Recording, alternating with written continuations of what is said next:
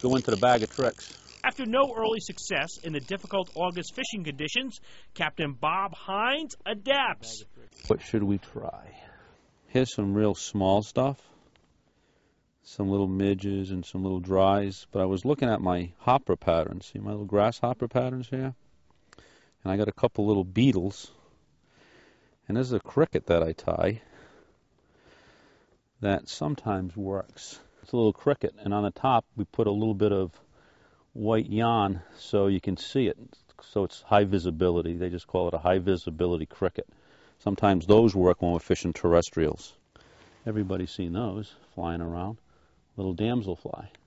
Okay, sometimes the trout will feed on those this time of the year. But Captain Bob goes in a different direction. It's a woolly booger, black woolly booger. It's a pretty much all-purpose fly for trout fishing. You know, when you're fishing subsurface, it looks like leech, like a black leech.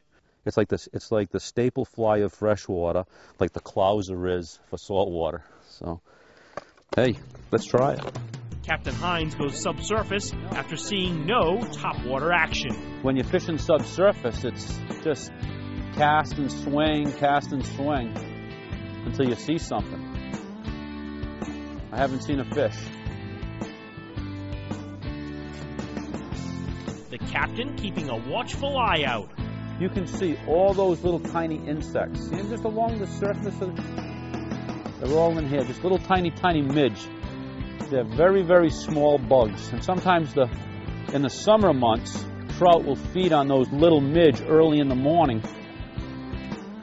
And then when the sun comes up, they'll get back under those banks, and then they'll start to feed on the other bugs falling off the trees. But not the best time of year, but that's one of the challenges that makes fishing the wood so enjoyable. It's the best trout stream in Rhode Island River.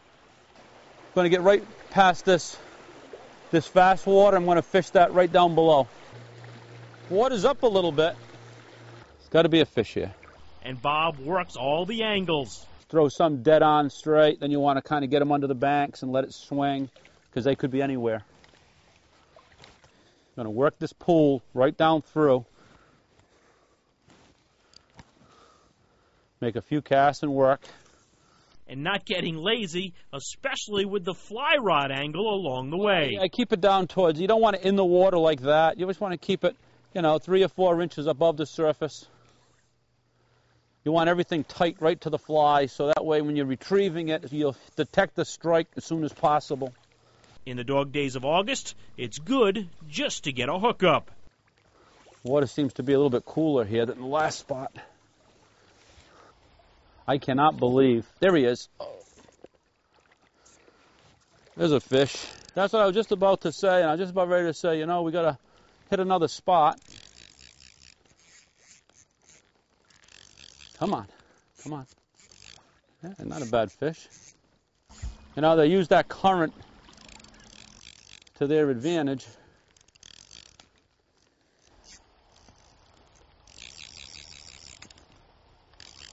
Oh, he got off. He broke the fly. Felt like a pretty decent fish. Thank God we brought a sinking line, because there's really not much happening on top. We've covered pretty much quite a bit of water all the way down from the Quonset hut. We only had that one fish on. I have still not seen one fish rise all morning in this area. So what I think we'll do is we're just going to keep working downstream around this bend. It's going to drop into another little pool. We'll fish that down that far, and then we're going to have to call it a day. Get back out when there's better hatches. And once they start the fall stocking and they start coming, putting more fish in, when the trucks come, it's time.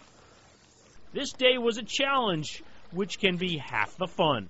That's August. Not good hatches in this time of the year.